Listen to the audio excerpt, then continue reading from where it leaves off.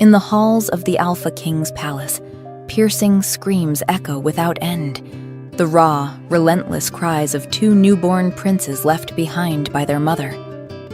They say the queen fled with her lover, leaving the Alpha King shattered and her sons inconsolable. And now the heirs to the kingdom reject every attempt at comfort. Every nursemaid fails. All healers are dismissed.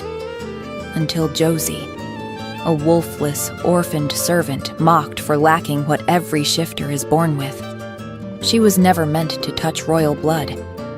Yet when desperation drives her to the princess's side, something forbidden awakens. The crying stops. The princes grow calm in her arms. They cling to her scent and refuse all others. So the court is forced to confront an unsettling question.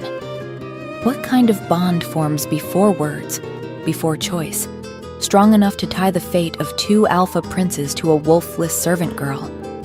And how will the Alpha King react when he discovers his sons will not give up their lowly servant? Chapter 1. Young Josie stood elbow-deep in dishwater so filthy it had turned the color of old meat. Chef Margrave wouldn't accept it until he could see his reflection in the bottom. Around her, the evening shift wound down in its usual chaos. Well-dressed house servants swept in with silver platters barely scraped, their fine livery somehow making the waist they carried seem almost noble. They heaved the platters into Josie's sink without so much as a glance in her direction. A wave of dirty water hit her square in the chest. Josie gasped, stumbling back as chunks of fat and gristle clung to her already stained apron. She looked up instinctively, some small, stupid part of her still expecting an apology. But the servant was already turning away, laughing at something his companion had said. "Hear those pups from the East Wing now, non-stop. The king hasn't slept in—" "Shh, not here." They disappeared through the doorway as Josie exhaled slowly and returned to her pot. "One day," she whispered to herself, "one day everyone else will see what he saw in you." "Who are you talking to?" The voice cut across the kitchen and Josie's stomach dropped. She turned to find Norma standing in the doorway, her clean apron spotless in a way Josie's never was. At 10, Norma was 2 years younger than Josie, but she had a wolf. That made all the difference. "No one," Josie said quickly. She kept her eyes on the pot in her hands, scrubbing harder even though the copper already gleamed. "Don't react.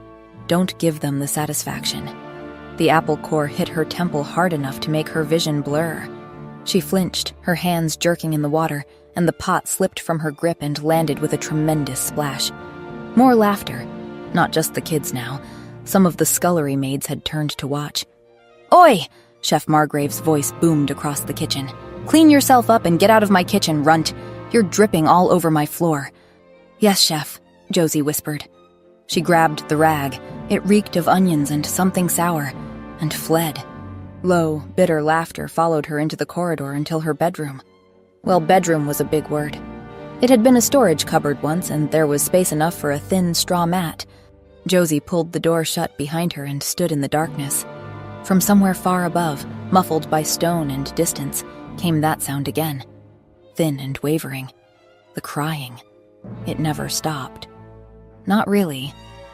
Sometimes it faded enough that you could almost forget it, but then it would surge back, piercing and relentless. A reminder that something in the palace was broken beyond anyone's ability to fix. Josie sank down onto her mat and wrapped her arms around her knees, and as always, when she needed comfort, she thought of him. Of the Alpha King Tristan. She closed her eyes and remembered. She'd been small, 5, maybe 6 years old, and somehow she'd gotten lost in the palace gardens.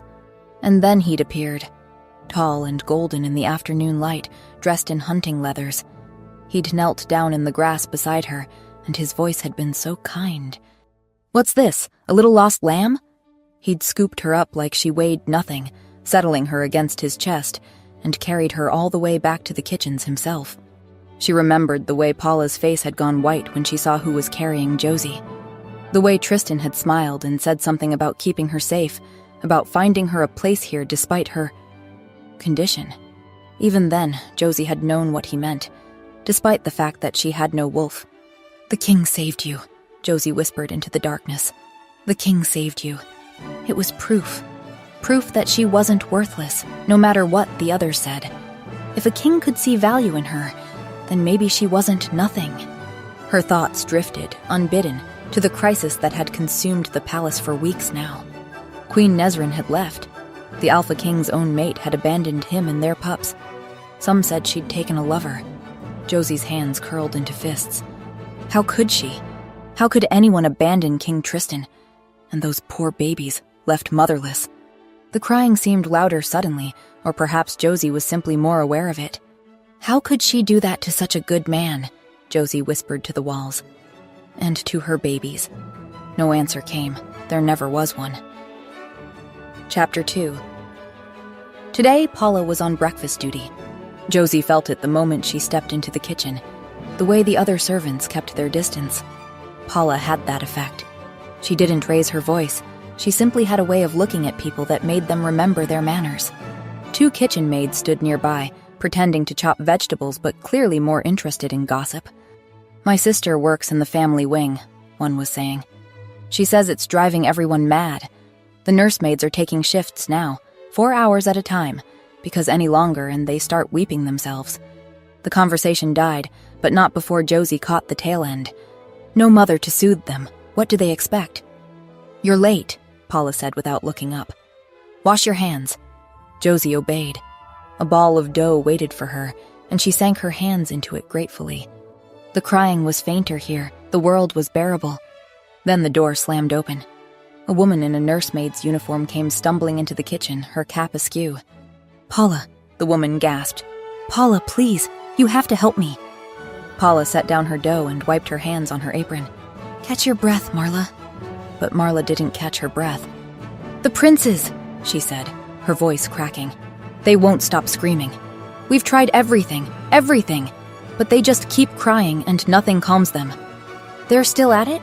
4 weeks now since the queen left." "Quiet!" Paula snapped. She turned back to Marla and gripped the woman's shoulders. "What do you need?" "You're still nursing, aren't you?" Marla's hands clutched at Paula's sleeves. "Please, we need someone to try. The wet nurses have all failed. The king is furious. He's threatening to dismiss the entire staff if we can't—" Paula's jaw tightened. "I'll come." As Paula turned back to the counter, Josie felt something cold and heavy settle in her stomach. The pleasant morning was over. Paula would leave, and Josie would be alone again.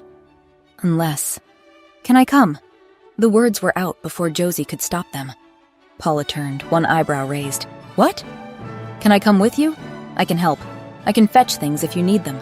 Clean cloths or water or whatever the babies need." Paula studied her for a long moment. "She can carry my supplies," Marla said. "But we need to hurry, please." Paula sighed. "Fine, but you stay quiet and you don't touch anything unless I tell you to." They left the kitchen at a near run, following Marla through the servants' corridors and up 3 flights of stairs to the family wing. Josie had never been this deep into the palace before. The halls were wider here, the floors polished marble instead of rough stone, but she barely noticed. Because with every step they took toward the royal nursery, the crying got louder. It wasn't normal fussing. This was something else, raw and desperate and utterly inconsolable. The sound crawled under Josie's skin and settled in her bones. By the time they reached the nursery door, Josie's hands were trembling. Marla pushed the door open. 2 cradles sat in the center of an otherwise beautiful room, carved from dark wood, draped with silk, and in those cradles, 2 tiny bodies writhed and screamed with raw desperation. 3 nursemaids huddled near the window, their faces haggard. They barely looked up when Paula entered. "They've been fed," one of them said dully. "Changed, burped, rocked. Nothing works." 4 hours, another nursemaid added, her eyes red-rimmed. 4 hours and then someone else takes over. Any longer and you start hearing them even when they're quiet. Paula moved to the nearest cradle without a word. She lifted one of the babies, small, red-faced, his little fists flailing, and settled him against her chest. "Shh," she murmured, swaying gently. "Hush now, little prince." The baby screamed louder. Paula tried to nurse him. He turned his face away, wailing. She tried rocking him, singing to him. Nothing changed. In the other cradle, his brother shrieked in harmony. Josie's feet moved without permission. She crossed the room in a daze. She reached the second cradle and looked down at the tiny, furious creature inside. His whole body shook with the force of his cries. So Josie reached into the cradle and laid her hand on the baby's heaving chest. He went still. His eyes popped open, wide and dark and startled.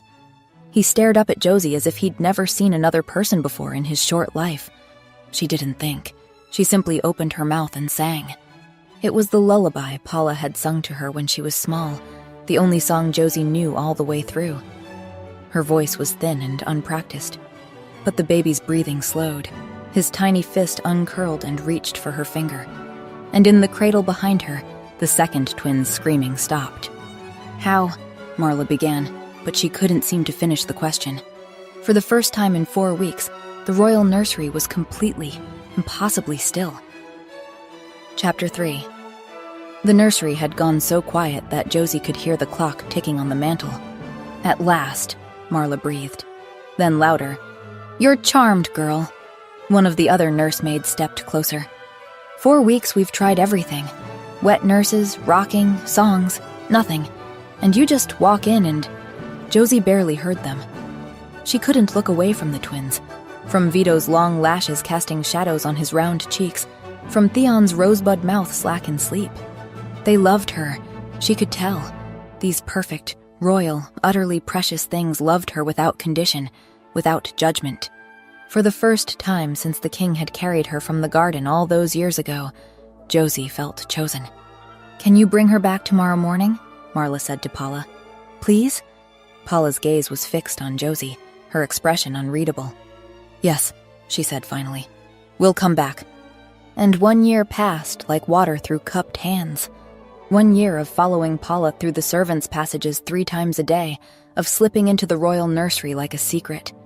Marla and Paula had tried to guard Josie's involvement carefully. The other nursemaids were sworn to silence. But after a year, whispers followed Josie wherever she went. "The king himself couldn't calm them," a servant once said. "But a wolfless kitchen girl can?" "I heard they scream the moment she leaves the room," his friend replied. "Unnatural, that's what it is." No one could explain why 2 royal princes would calm for a nobody, a nothing, a girl without even a wolf. Though Josie didn't care about the whispers. The king had saved her once, given her a place in his palace, and now his sons needed her, chose her. She had Vito and Theon, and they had her. The morning sun was just cresting the eastern towers when Josie and Paula slipped into the nursery. The moment the door opened, 2 small heads popped up from their shared crib. Vito saw her first. His whole face lit up and he let out a shriek of pure joy, bouncing and slapping his hands against the crib rail. Theon joined in immediately, jumping and babbling excitedly. Josie's heart swelled so suddenly it hurt. "Good morning, my little terrors," she said, rushing across the room. She leaned over the crib rail and pressed kisses to the tops of both their heads, first Vito, then Theon. Behind her, Paula tutted disapprovingly. Vito grabbed a fistful of her hair while Theon tried to climb the crib rail to get to her. The moment she had them in her arms, they went soft and content. She caught a glimpse of Paula watching from the doorway, her expression fond but deeply troubled. Josie set the twins down on the thick rug and began the morning routine, wiping faces, wrestling them into fresh tunics while they wiggled and squirmed. All the while, she sang to them. The twins babbled along in their own language, making sounds that almost resembled words. Behind them, Paula moved quietly through the room, tidying and organizing. After breakfast came playtime. The twins wanted to climb on Josie, to play their version of peekaboo. She obliged, of course. She always obliged. When she finally captured them both and pulled them into her lap, they went willingly, settling against her like puppies seeking warmth. Within minutes, both of them were drowsy. Josie held them close and hummed softly, rocking slightly.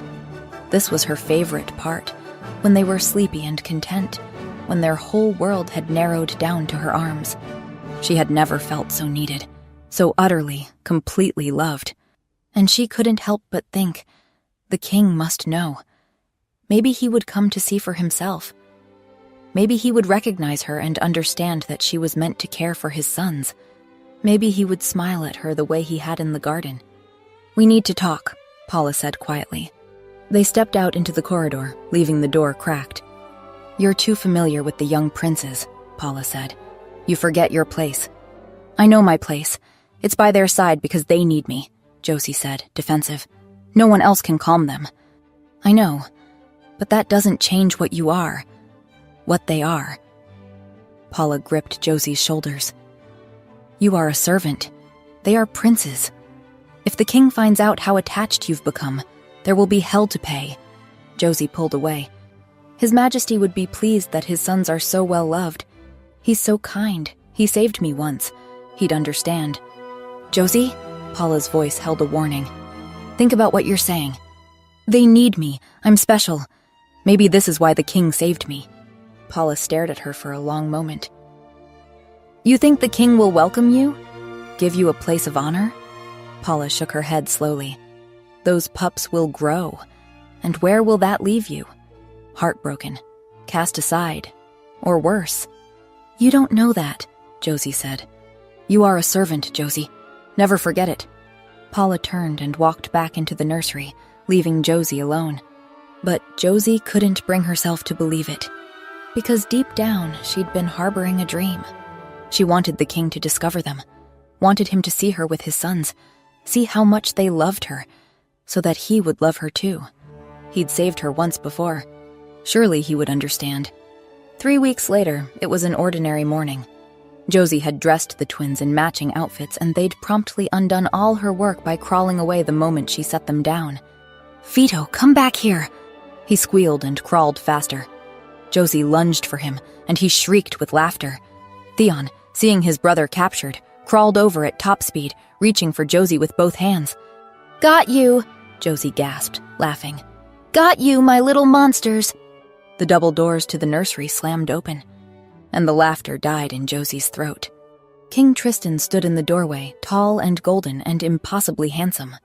But his eyes were fixed on her with a look of such rage, such utter revulsion, that Josie felt her stomach drop through the floor. The twins, sensing the change in atmosphere, went still. "Let my children go." The king's voice was very quiet. "Now." Chapter 4. The king moved so fast Josie didn't have time to react. He grabbed one of the twins' crib and hurled it across the room. It hit the far wall with a deafening crash, splintering into pieces. The twins shrieked. They clung to Josie with desperate strength, their small bodies trembling violently, their screams high and terrified. Vito buried his face in her neck. Theon's fingernails dug into her arm hard enough to draw blood. Josie wrapped her arms around them instinctively, staring at the king in absolute incomprehension. Why was he so angry? Was he under some kind of spell? The nursery doors burst open and Paula and Marla came running in. The king whirled on them. "Why?" he bellowed. "Does this servant child have her filthy hands all over my sons?" The twins were sobbing now, their small bodies heaving with each breath. Josie barely heard them. This was all wrong. What was her king saying? She pushed herself to standing on shaking legs, the twins still clinging to her.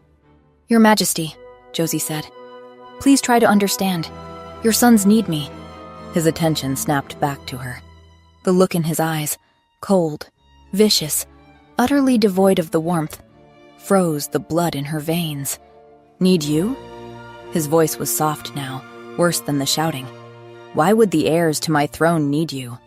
He took a step toward her and she instinctively backed up. "You are nothing, less than nothing. You're a servant, and wolfless one at that," he snapped.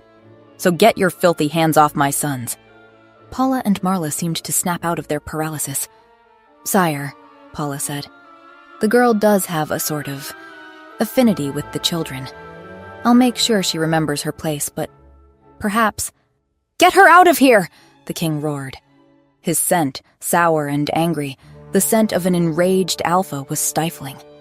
"If I see her even look at my boys again, I'll have her whipped in the courtyard," he said, "and thrown from the palace to die in the woods like the worthless thing she is."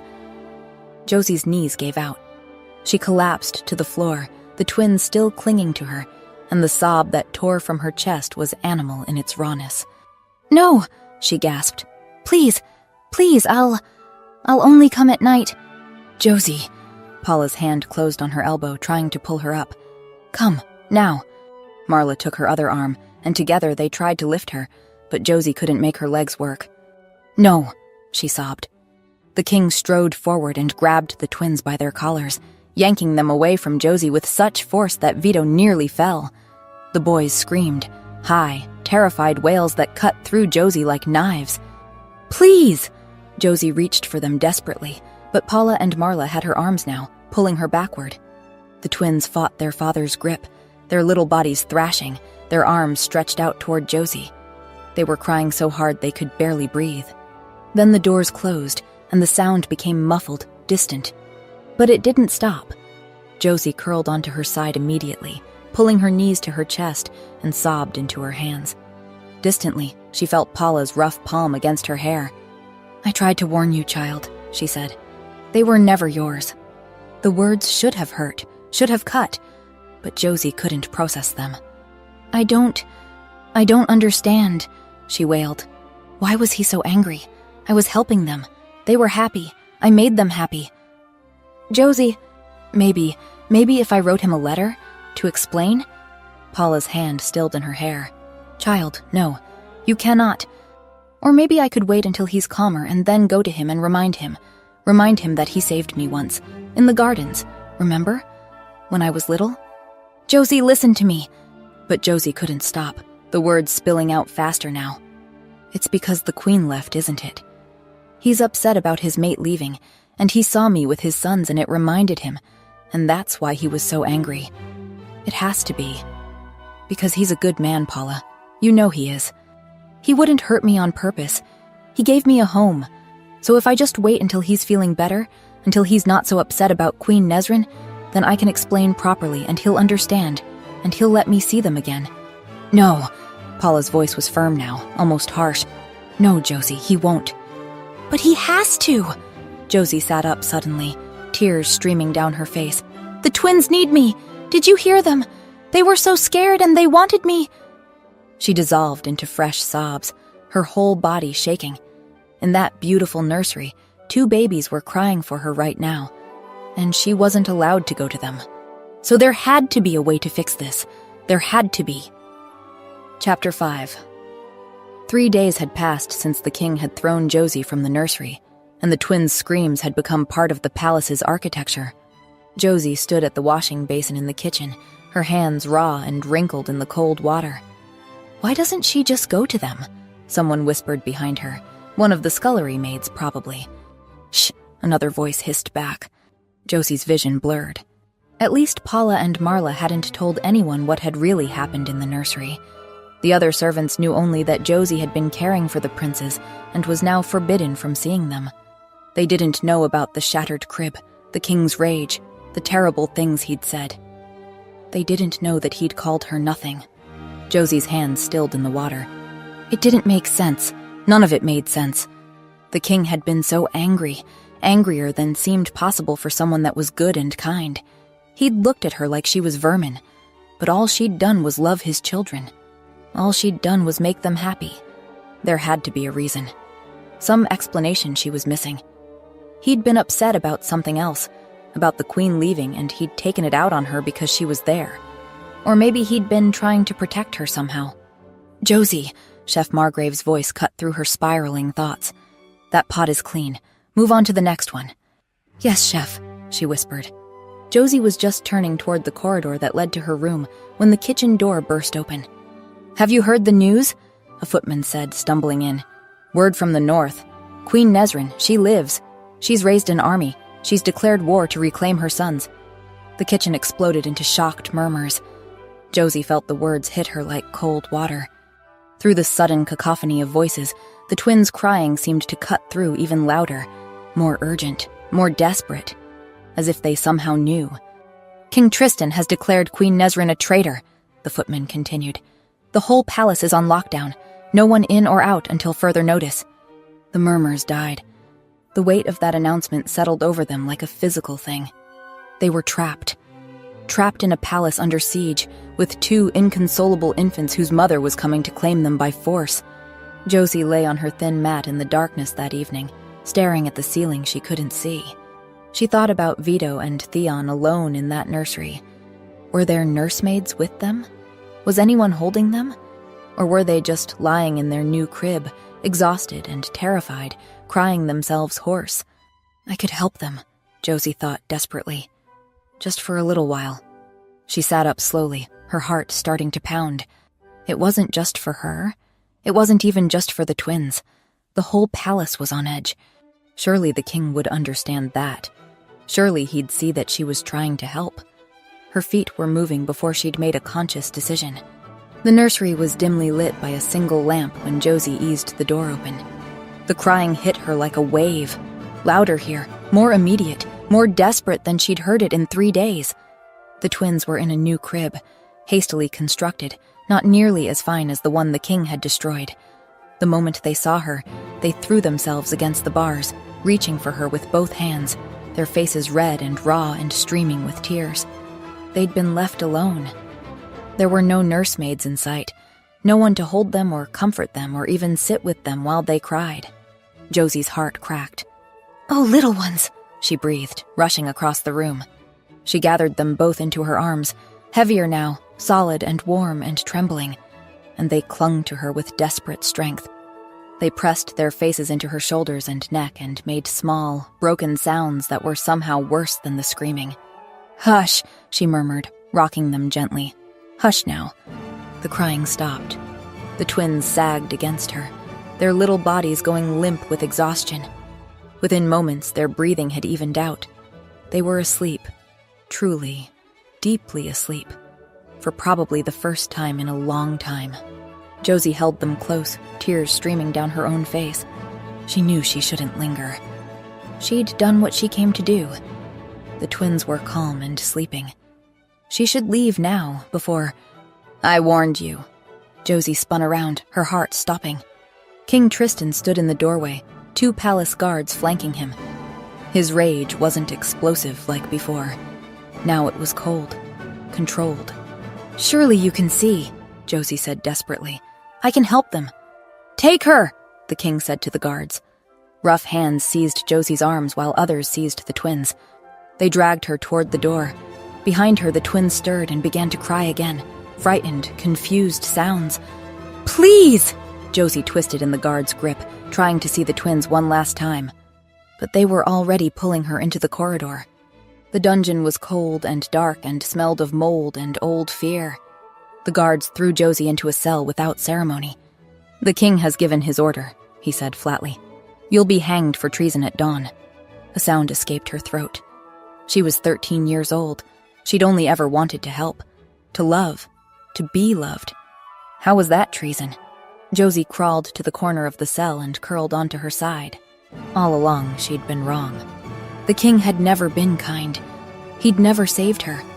She'd built an entire fantasy around a man who didn't exist, and now she was going to die for it. Chapter 6. At some point, the raw terror had dulled into something more manageable, a hollow, numb acceptance. Josie was going to die. That was simply a fact now. She sat with her back against the wall, knees pulled to her chest, waiting. Then came the soft patting and tiny whimpers. Josie's head snapped up. She crawled forward toward the bars. As she reached them, 2 small shapes appeared in the dim torchlight. Wolf pups. Tiny, fluffy, stumbling on legs that seemed too big for their bodies.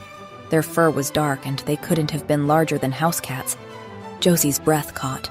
"Vito," she whispered. "Theon, what happened to you?" The pups saw her face, and their whimpering transformed into excited yips. They tumbled over each other to reach her, their little paws skidding on the stone floor. Vito pressed his small nose through the bars and began licking at her fingers. Theon crowded in beside him, trying to wedge his entire head between the bars. A tear tracked down Josie's cheek. They'd shifted, but they were far too young, impossibly young. Even Josie knew that children didn't shift until 8 or 9 years old. The earliest she'd ever heard of was 4. The twins weren't even 2. "You were too stressed, weren't you?" Josie murmured. Theon tried to climb through the bars, his chubby puppy body getting stuck halfway. Despite everything, Josie felt a laugh bubble up. "You're ridiculous," she told them. Both of you." Vito's nose twitched. He'd caught a scent across the corridor. He launched himself toward it, made it 3 steps, then his legs tangled and he tumbled snout over tail across the floor.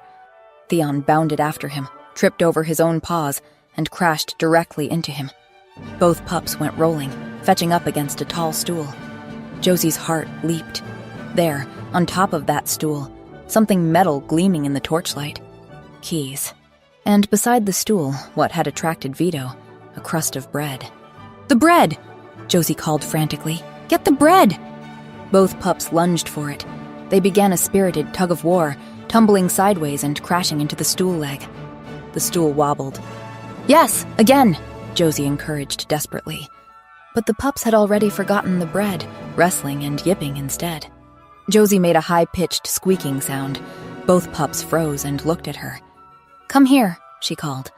They started toward her, but Vito got distracted by his own tail. Theon stuck his nose in a crack in the floor. Josie squeaked again. Theon bounded toward her cell, then veered off, spotting the bread crust. He grabbed it and shook it violently. Vito charged over to steal it. They collided near the stool again. The stool rocked dangerously. The pups dropped the bread, now trying to climb on top of each other. Theon went flying and crashed into the stool leg. The stool tipped. The keys flew through the air and hit the stone floor with a tremendous clatter. The pups jumped, startled, then investigated this new interesting thing. Vito tried to pick the key ring up. It was too heavy. He dropped it, shaking his head. Theon batted at them with one paw. They jingled. He batted them again, harder. They slid across the floor, away from Josie. No, this way." Josie reached through the bars desperately. The pups wrestled right on top of them, oblivious to Josie's pleas. Then Vito got his paw tangled in the keyring. He panicked and started backing up. The keys dragged along with him, jingling wildly. He backed directly toward Josie's cell. Theon grabbed the other end of the keyring in his teeth, pulling in the opposite direction. They moved in a chaotic sideways path that slowly brought the keys closer to Josie. Yes, keep going," Josie encouraged. Vito gave a particularly hard yank. Theon's teeth slipped and he tumbled backward, right toward the cell. The momentum pulled Vito forward too. Both pups and the keys ended up in a heap directly in front of Josie's cell. Josie's hands shot through the bars and grabbed the keyring. "Good boys," she breathed, tears streaming down her face. "Oh, you wonderful, silly, perfect boys."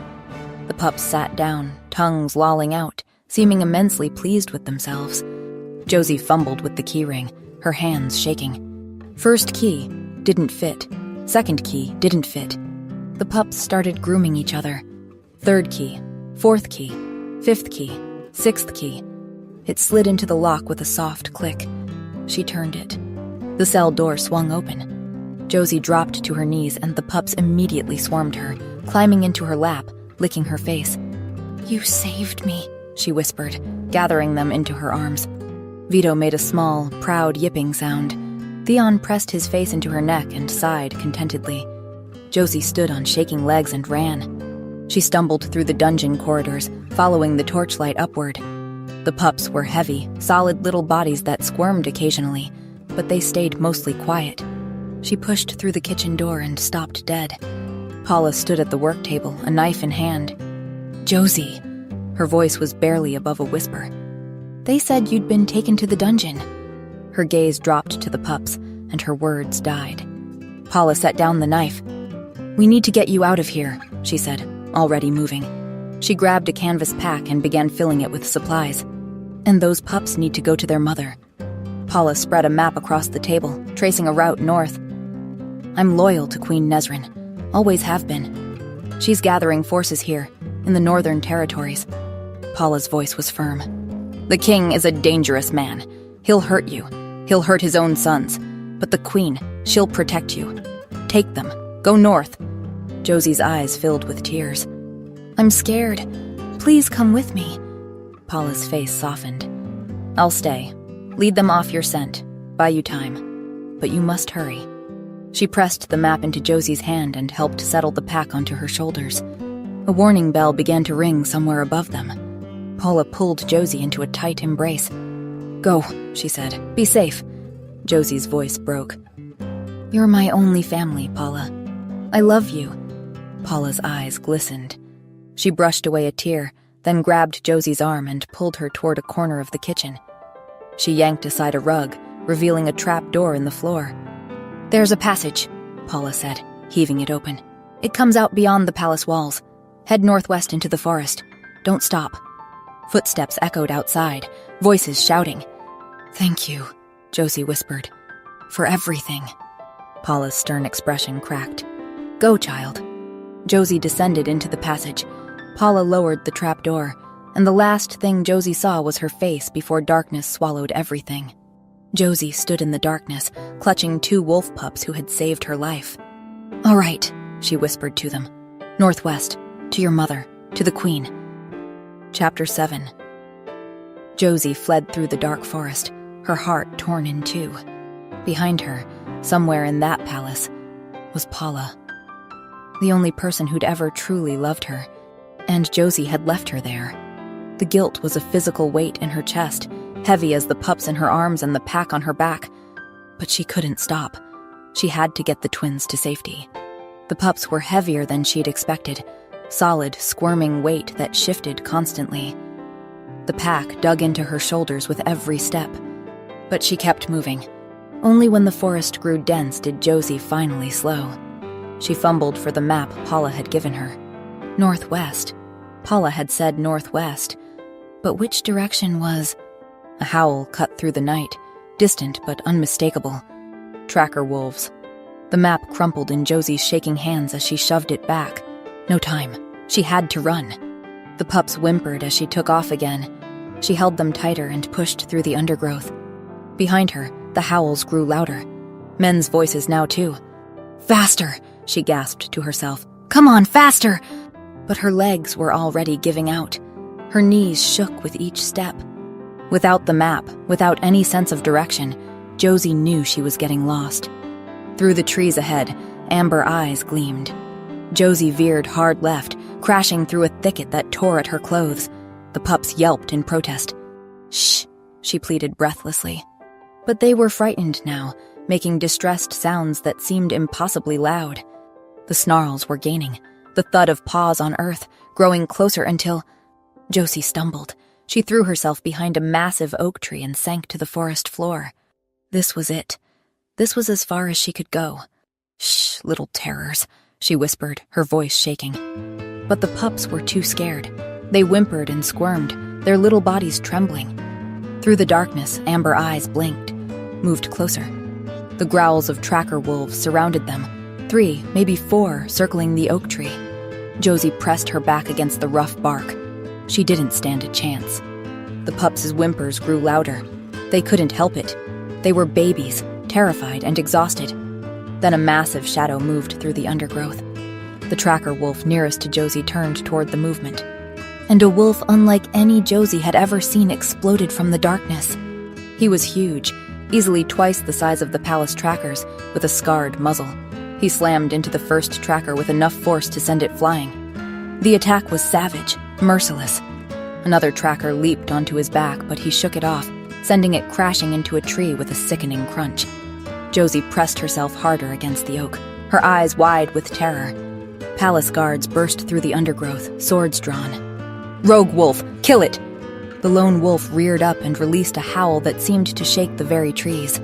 The guards stumbled backward, their swords wavering. The lone wolf dropped to all fours and charged. The guards scattered, crashing through the undergrowth. Then there was silence. The tracker wolves were either dead or fled. The guards were gone, and the massive, scarred wolf turned toward Josie's hiding spot. His eyes, pale gold in the moonlight, locked on hers. He took a step forward. Josie bolted. She didn't think, just grabbed the pups tighter and ran. Behind her, she heard a surprised huff, almost like a laugh, and then paws giving chase. The wolf was faster, but he wasn't attacking. He was just following. Josie spotted a cluster of large boulders and dove for them, wedging herself into a gap. The space was barely big enough, but she squeezed in. For a long moment, there was only silence. Then the sound of bones cracking, the distinctive sound of a shift. Josie pressed her hand over her mouth. The pups, exhausted, had finally gone quiet. "Well," a deep male voice said nearby, tinged with amusement. "That's one way to thank someone for saving your life." Josie didn't respond. The voice continued, casual. "Those palace wolves were about to tear you apart, kid. Can't say I've ever been run away from quite so enthusiastically after a rescue." There was rustling, fabric. He was getting dressed. "You can come out now," the voice said. "I'm not going to hurt you. If I wanted to, I would have left you to the trackers." Josie stayed frozen. A long sigh. "All right then. Let's see." Footsteps circled her hiding spot. Once, twice. Then they stopped directly in front of the gap. A man's face appeared in the opening. He was probably in his 40s, with long, unkempt hair streaked with gray. But his eyes, those pale wolf eyes, were sharp, with something that might have been kindness buried beneath the wariness. "There you are," he said mildly. "What are you doing wedged in there? Can't be comfortable." Josie stared at him, trembling. He studied her, then his expression softened. "I'm not going to hurt you. I just saved you from trackers who very much wanted to hurt you. Remember?" Josie's voice came out as a croak. "You killed them!" The man shrugged. "Some of them." He said it without apology. "They were hunting a child carrying babies. I don't take kindly to that sort of thing." Josie's arms tightened around the twins. The man noticed and huffed a soft laugh. "Easy, Mother Wolf. I'm not going to take them from you." He settled on the ground a few feet away. "I'm Bram. What's your name?" When Josie didn't answer, he shrugged. "That's all right. But you should probably come out of there. Those guards will regroup eventually." "How do I know you're not going to take me back to the palace?" Josie asked. Bram's expression hardened. "Because I'd sooner cut off my own arm than help that bastard king with anything." The venom in his voice was real, raw. So, slowly, cautiously, Josie began to edge out of her hiding spot. Chapter 8. Josie stared up at Bram's tall form, her heart hammering. She wanted so desperately to trust him. But trust had gotten her nothing but pain before. "You don't like King Tristan?" she asked, her voice barely above a whisper. Bram snarled. "The king has no honor. I'd rather have no pack than belong to his." Emboldened by his clear hatred of the man, Josie took a chance. She shifted the twins slightly in her arms. They'd drifted off to sleep during her hiding. "They're the king's sons," she said, nodding down at them. "I need to reunite them with their mother." Her voice broke slightly. Will you help me?" Bram glanced down at the sleeping boys, then back at Josie. "Those are the princes?" he asked, stunned. Josie nodded. "And they're here, alone with a 10-year-old? Bram asked, dumbfounded. Josie huffed. "I'm nearly 13, and I'm all they have." She looked down at the sleeping pups. "And they're all I have." Something shifted in Bram's expression. He groaned, then snatched her map and studied it briefly in the moonlight. "I'll walk you to the river crossing," he said gruffly. "About half a day's journey from here. But after that, kid, you're on your own." Relief flooded through Josie. "Thank you." "Don't thank me yet," Bram said, already turning deeper into the forest. "We've got a lot of ground to cover before dawn. Can you walk?" The river crossing came and went. Bram didn't leave. "The water's too fast here," he'd said, barely pausing. "We'll need to go upstream. Another few hours." Those few hours turned into a full day, then another. "There's a village near here," Bram announced on the third morning. "Royal sympathizers. We'll need to go around. That'll add another day, maybe 2. By the end of the first week, Bram still hadn't left them. Josie stopped questioning it. She simply accepted that Bram was staying, at least for now. The days fell into a rhythm that was almost peaceful. Bram taught her how to set proper snares. At night, they slept in a formation that felt sacred. Bram stretched out in his massive wolf form, Josie with her back against his warm flank, and the twin pups curled against her stomach. One morning, Josie watched in horror as Vito discovered a rabbit snare Bram had set. The little pup approached it cautiously, then pounced. The snare collapsed immediately, and Vito found himself tangled in cord and sticks. He yelped, thrashing. Theon rushed over to help and promptly got tangled himself. Within seconds, Both pups were a yipping, rolling ball of fur and rope. Josie rushed over, but Bram was already there, kneeling down with surprising patience. His large, scarred hands worked gently through the tangles, freeing one pup, then the other. "Easy, little warriors," he murmured. "You've conquered the fearsome rope trap. Very impressive." Vito, finally freed, shook himself indignantly and immediately tried to attack the remains of the snare. Bram's lips twitched.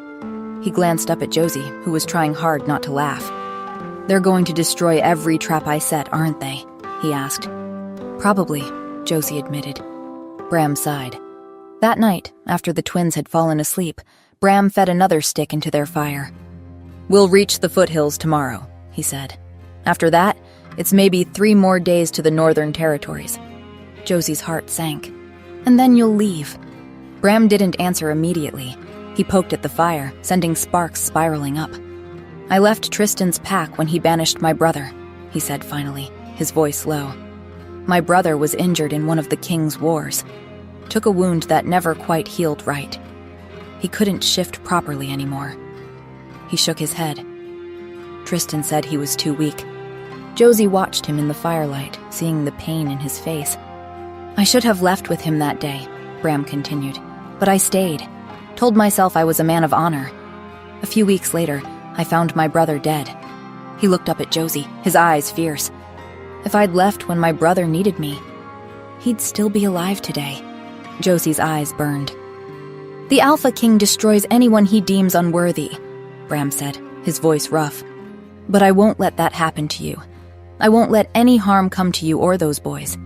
Josie believed him. "Get some sleep," Bram said. "We've got a long walk ahead of us tomorrow." She was just drifting off when the first howl echoed through the trees. Josie's eyes snapped open. Bram was on his feet instantly. "Get behind that tree. Take the pups and the supplies. Stay down." Josie grabbed the pack and scooped up both pups. Through the trees, she could see shadows moving. Tracker wolves, at least 4 of them, and guards with torches and swords. Bram surged to his feet and launched himself at the first tracker wolf before it could enter their camp. The fight was brutal. One of the guards broke through, heading straight for Josie. Without thinking, Josie kicked the dying embers toward him. The hot coals scattered across his face and he screamed. Bram was on him in an instant, driving his branch into the man's chest. The others fled. But then Bram made a sound, a low groan of pain that sent ice through Josie's veins. She scrambled out from behind the tree. Bram had fallen to his knees, one hand pressed to his side. Blood seeped between his fingers, dark and too much. Josie said, her voice rising, "It's not healing. Why isn't it healing?"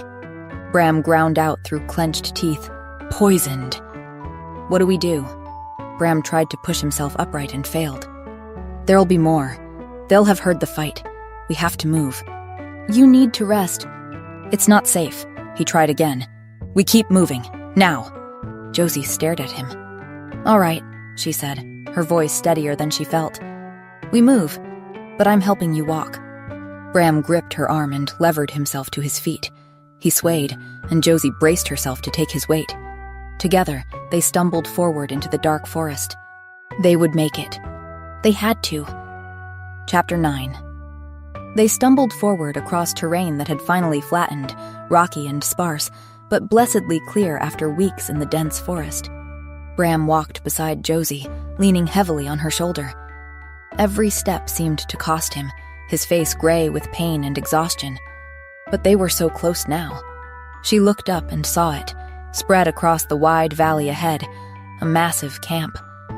Dozens of canvas tents, cook fires sending black smoke into the gray sky, figures moving with purpose between the structures. An army. "Bram," she said, her voice cracking. "I think we're here." Bram lifted his head with visible effort. They pushed forward, one agonizing step at a time. The camp was a hive of activity. Soldiers sharpening weapons, armorsmiths hammering at forges, scouts reporting in. No one noticed them at first. "Somebody!" Josie called out, her voice cracking. "Please help!" A few soldiers glanced their way but didn't stop. "Please!" Josie shouted, putting every ounce of strength she had left into her voice. More heads turned. People started to notice. This filthy girl supporting a bleeding man and wolf pups. At that moment, Bram's legs gave out completely. He collapsed, his weight pulling Josie down with him. They all hit the rocky ground hard. Bram didn't make a sound, didn't move. Suddenly, people were rushing toward them. Soldiers, camp workers, a woman in healer's robes. The twin pups scrambled to Josie, whining with fear. A woman with gray-streaked hair knelt beside Bram, turning him onto his back. She glanced at Josie with sharp eyes. "What happened, child?" she asked. Josie's words tumbled out. "We were attacked by King Tristan's army. Bram fought them off, but one of the guards had a poisoned blade." The woman examined Bram's wound, pulling aside his blood-soaked shirt. "I need to find the queen," Josie said desperately. "The twins need—" "Someone fetch Her Majesty," the woman called over her shoulder. A soldier sprinted away. "What's your name, girl?" "Josie," she said. "I'm Pandra. I'm going to help your friend." Soldiers appeared with a canvas stretcher and carefully lifted Bram onto it. His eyes were closed, his face ashen, but his chest still rose and fell. Meanwhile, Pandra glanced at the twin pups. "Unusual, to shift so young." Josie pulled them closer protectively. "They're special." Before Pandra could respond, a powerful feminine voice cut through the gathered crowd. "What's the meaning of this?" it asked. The crowd parted. The queen appeared. Josie immediately knew it was her, tall and regal and beautiful even in fighting leathers, her dark hair pulled back in a severe braid. Her eyes swept the scene, then locked on the twin pups pressed against Josie's legs. Recognition and disbelief flashed across her face. Her hand went to her mouth, her eyes filled with tears. Then she was running. She dropped to her knees and gathered both wolf pups into her arms. "My babies," she sobbed. "My babies, you've come back to me." She held them and wept, her whole body shaking. The pups pressed closer, nuzzling against her, their tails wagging slightly. They recognized their mother's scent instantly. The entire camp had gone silent. "Who?" She pulled back, her voice thick with emotion. "Who brought you back to me?" Josie found herself suddenly visible as the queen's gaze locked on her. Her face went absolutely white. "You," she whispered. Fear trickled cold down Josie's spine. "They were lost without you," she hurriedly said. "I tried to keep them safe. I'm sorry if I did something wrong." Nezrin reached her and cupped Josie's face in both hands. Her touch was warm, careful. Her eyes were filled with tears. "You brought my sons back to me," Nezrin said, her voice trembling. "I tried," Josie managed. Up close, Josie could see the queen's hands shaking, see the way her eyes searched Josie's face with an intensity that bordered on hunger. The queen pulled her into an embrace. Josie went stiff with shock, but the queen held her with the same desperate relief she'd shown her sons. "Thank you," Nezrin whispered against Josie's hair. When they pulled apart, Nezrin kept both hands on Josie's face. "What's your name, child?" she asked, her voice strained. "Josie." The queen flinched as if the name had struck her. "Josie," she repeated. "How old are you, Josie?" 13, I think." Nezrin's eyes closed briefly. When they opened, they were swimming with tears. She pulled Josie close again, pressing a kiss to her forehead. Behind them, Pandra called out urgently. "Your Majesty, the wounded man. We need to get him to the healing tent immediately." Nezrin pulled back but kept one hand on Josie's shoulder. "Who is he?" she asked. Josie's voice broke. "Bram! He helped us, protected us." Fierce determination flashed across Nezrin's face. "Take him to my personal healer," she commanded. "Use whatever you need. I want him alive." Pandra nodded and followed the soldiers carrying Bram's stretcher. Nezrin turned back to Josie, brushing a strand of dirty hair from her face. "You must be exhausted. When did you last eat? Sleep?" Josie couldn't remember. "I'm fine. The twins are home now." Nezrin smiled through her tears. Her hand trembled against Josie's cheek. "And so are you. You're home too." Josie frowned. All she could think about was Bram lying pale and still on that stretcher, and the twin pups pressed warm against her sides. They were here. They were safe. And the queen had held Josie like she was something precious. Josie didn't understand any of it. Chapter 10. Josie woke to the warmth of two small bodies pressed against her chest. The twin pups were curled together on top of her, their soft breathing steady and peaceful. And sitting in a chair beside the bed was Queen Nesrin. Josie's heart jumped. Nesrin raised a hand gently. "Easy, you're safe here." Josie settled back against the pillows, her arms instinctively curling around the twins. The Queen's expression softened. "Thank you. Again. I don't think I can ever thank you enough for what you've done." Josie nodded politely, not trusting herself to speak. Nesrin studied her face and frowned. "Is something the matter? Are you still hungry? Cold? Do you need anything?" Josie shook her head, looking away. She stroked the pups' soft fur, focusing on the feel of it beneath her fingers rather than the Queen's searching gaze. She wanted to ask about Bram, but she didn't know if she had the right to demand anything from a queen.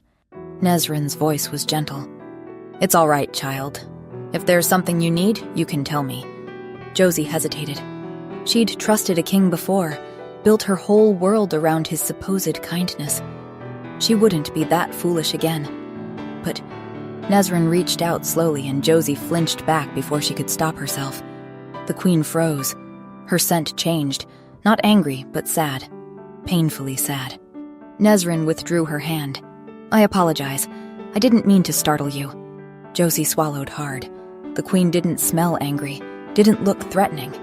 She looked down at the pups worriedly, and the words came out small and frightened. "They haven't switched back." Nesrin leaned forward slightly. "What do you mean?" Josie's throat tightened. "Not since we left the castle. They've been pups the whole time, and I don't know why, and I—" Her voice cracked. Tears burned in her eyes. Josie cried out, "I should have made them feel safe. I should have done better." Nesrin's voice was firm but not unkind. "Stop. This is not your fault." Josie shook her head. "But I was taking care of them, and—" Nesrin said, her own voice thick with emotion. "They're babies. Babies who were taken from their home, from everything they knew. Babies need stability, security, familiar surroundings. Of course they were scared. Not even their own mother, a queen with an army, could have prevented that." She paused. "So it is certainly not your fault. Do you understand me?" Josie wiped at her eyes with the back of her hand. The Queen said, "You were incredibly brave. You saved them. You kept them alive and brought them home when no one else could have. I am so—" Her voice broke. She whispered, "I am so proud of you." The words settled around Josie like a warm blanket. She didn't understand why the Queen looked at her like that, but something in Josie's chest loosened. Josie asked quietly, "May I see Bram? I need to know if he's going to be all right." Surprise flickered across Nesrin's face, but she recovered quickly. "How about you rest for a bit longer? I'll go check how he's doing and ask the healer if you can visit him later. All right?" Despite the tension still coiled in her stomach, Josie found herself nodding. Nesrin stood. "Good. Sleep. You're safe now, I promise." Josie tried to stay awake, but the bed was so soft, and the twins were so warm that sleep pulled her under like a tide. When she woke again, the tent was darker, and Queen Nesrin hadn't returned. Josie carefully extracted herself from beneath the sleeping pups. She had to find Bram, had to see for herself that he was all right. Josie slipped out and let her nose guide her. Even without a wolf of her own, she could track Bram's scent. It led her to a larger tent on the far side of camp. Inside, a soldier sat sleeping near the entrance. Beyond him, rows of cots held injured soldiers, and at the very back, she could see Bram. He was lying unconscious, his chest bare and bandaged, and beside his cot, bending down to check his wound, was Queen Nesrin. Josie froze. Suddenly, Bram's eyes snapped open. His hand shot out, and he pressed a knife against Nesrin's throat. "Where are the kids?" he growled. Nesrin didn't flinch. She reached up slowly and gently removed his hand from her throat. "They're safe, sleeping," she said calmly. She helped ease Bram back down as he blinked at her, clarity slowly returning to his eyes. "You're the queen," he sighed. "The twins' mother." Nesrin nodded. Bram stared at her for a long moment, his brow furrowing. Have we met before?" he asked. "No, I don't think so. Why?" "Your scent. It seems familiar somehow," Bram said, sounding confused. Then he seemed to remember himself, that he was lying in bed, having just held a knife to a queen's throat. "I apologize," he began. "I didn't mean to." "No apologies necessary," Nesrin interrupted. "You were protecting my children, even unconscious." She paused. "I owe you a great debt, sir, for bringing them all back to me." Bram shrugged uncomfortably. "It was all Josie. She got them out of the palace. She kept them safe. She's one brave kid." Nesrin tensed visibly at his words, though her expression remained neutral. "Yes," she nodded. "She is." Bram studied the queen's face. "What are you planning to do with her?" he asked. "What do you mean?" Bram pushed himself up to sitting despite the obvious pain it caused. "She brought you back your pups. Great. Happy for you. But now, what's going to happen to her?" Josie's breath caught. She pressed herself closer to the tent wall, her heart hammering. "I don't plan to send her back to the king, if that's what you're wondering," Nesrin said. "Glad to hear it, sweetheart," Bram snapped. "But there's a world of difference between not being sent to her death and being properly taken care of. She's just a kid. She'll be needing guidance." "Guidance," Nesrin repeated. "You know what I mean." Bram met her eyes. "Someone to look out for her, care for her." "I assure you the child will be well taken care of," Nesrin said, looking away. Bram sighed. "Right, but the kid's been through a lot. It's not just about giving her food and shelter." "What are you saying?" Nesrin asked quietly. "I could take her." Bram met her eyes again. "Take care of her. I'll do it." Josie's hand flew to her mouth, holding back a gasp. "You'd do that?" Nesrin asked, sounding genuinely touched. Bram shifted uncomfortably. "Well, somebody has to. Might as well be me." Nesrin was quiet for a long moment. When she finally spoke, her voice was gentle but firm. "That's very kind of you to offer," she said. "Truly, but it's one I cannot accept. Josie will stay here, with me." "Why?" Bram frowned. "Did you even ask her if she—" "Because she is mine," Nesrin interrupted. Bram just gaped at her. "Josie is my daughter," Nesrin continued. From her hiding spot, Josie felt the world tilt sideways. You're serious, aren't you?" Bram stammered. "You said yourself my scent reminded you of someone," Nesrin pointed out quietly. Bram's eyes widened as realization crashed over him. "You're saying Josie is a princess? And that is why you smell like her?" Nesrin confirmed. "Yes," she said. "A princess and King Tristan's firstborn child and heir. One he rejected the moment he discovered she couldn't shift." Josie staggered backward, her hand pressed to the tent wall for support. The king who she'd idolized. He was her father. When Josie was born without a wolf, it didn't matter to me. I loved her. Nesrin said. "She was beautiful, mine. But Tristan," her voice hardened. "Tristan was furious. He demanded that our daughter be killed, said she was defective, an embarrassment. Josie couldn't breathe. I begged him for her life." Nesrin continued. "I said I would try to give him full shifter pups, would keep trying, but only if he let her live." "And he agreed?" Bram asked. "Yes," Nesrin's voice cracked. "But to keep me compliant, he took her from me. Josie, my baby." Fresh tears ran down her face. "I wasn't allowed to hold her, or nurse her, or even see her. Not until I gave him his heir, his proper heir," the queen explained through her tears. "I was a prisoner in my own palace for 12 years, endured miscarriage after miscarriage, all while my daughter lived floors below me and I couldn't even speak to her." Bram cursed. "Bastard! That absolute bastard!"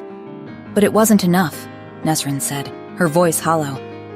"When the twins were born, when I'd finally given him what he wanted, he still wouldn't let me see her. I realized then that he never intended to keep his word. That Elodie..." She paused and took a breath and corrected herself. "That Josie wasn't safe. That none of my children were safe. So I tried to escape. With all 3 of them. I was caught." Nesrin's voice was flat. "Tristan had me arrested for treason, was going to execute me in front of the entire court. But those loyal to me, servants like Paula, they helped me escape." Josie's heart lurched at Paula's name.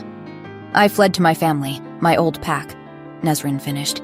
Gathered an army, declared war. Not for the throne, I don't give a damn about the throne, but for my children. Silence fell. Josie stumbled backward, her hand falling from the tent wall, and turned to run. But she only made it a few steps before a hand caught her shoulder gently. Josie. She turned. Nezrin stood there, tears streaming down her face. Their eyes met. Is it true? Josie asked. Nezrin nodded and Josie began to cry, great, heaving sobs that tore from her chest. You have to keep fighting, she said. You have to stop him. For Paula. For everyone he's hurt. I will, Nezrin swore. I promise. Josie threw herself into her arms. The Queen caught her, holding her close, and they both wept. For the years they'd lost, for the cruelty they'd endured, for Paula's sacrifice, for everything that had been stolen from them. But also for the impossible fact that despite everything, they'd found each other again. Epilogue. Bram's recovery was slow but steady, and Josie visited him every day. At first, she'd come alone, slipping into the healing tent to sit beside his cot and tell him stories about the twins. But as the days passed, she noticed she wasn't always his only visitor. One evening, as the sun dipped low and painted the canvas walls amber, Josie approached the healing tent to find Nezrin already there. The Queen sat beside Bram's cot, sleeves rolled up, carefully unwrapping the bandages around his torso. Bram was watching her face with an expression Josie had never seen on him before. You're terrible at following orders, you know that? His voice was teasing. Nezrin said something too quiet for Josie to hear, and Bram huffed a laugh that made him wince. Pretty sure I told you to stop fussing and let the healers do their job, he said. And I'm pretty sure I told you to stop being so stubborn. Bram caught her wrist gently. I'm serious, Your Highness. You don't need to. I want to. Their eyes met and held, the air between them thickening with something warm and weighted. Josie felt suddenly like an intruder. A smile tugged at her lips as she turned away. She found the twins exactly where she'd left them. 2 wolf pups sprawled on a blanket outside Nezrin's tent, playing with carved wooden animals. They'd finally shifted back to their human forms a week after arriving at camp. Josie had woken to find 2 small boys instead of pups, and she'd nearly cried with relief. Now they switched back and forth constantly, as if making up for lost time.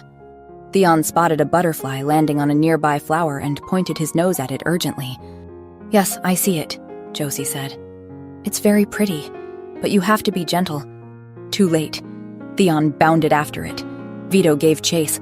Within seconds, both pups were tumbling through the grass, yipping excitedly. Josie laughed and lay back on the blanket, letting the last warmth of the sun wash over her face.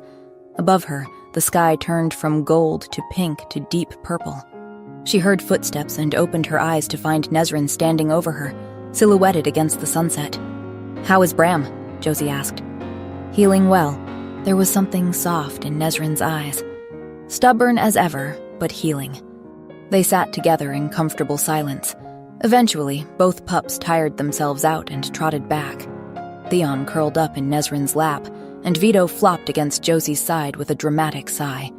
As darkness settled and the stars wheeled overhead, Bram made his way slowly from the healing tent. He settled himself on the grass beside the blanket with a low groan. Should you be up? Josie asked. Should you be mothering me? Bram countered. Vito yipped happily and scrambled over to climb into his lap. Bram winced but helped the pup up, settling him carefully against his chest. You're getting heavy, little warrior. Theon lifted his head from Nezrin's lap and whined softly. I stay with your mother, Bram said. There's not enough lap for both of you. Josie watched them exchange a look over the pups' heads, something warm and knowing passing between them. Then Nezrin smiled at Josie. They love you, she said, looking at the twins. They trusted you when they couldn't trust anyone else. Because I smelled like you, Josie said, her voice thick. Because you are their sister, Nezrin corrected gently.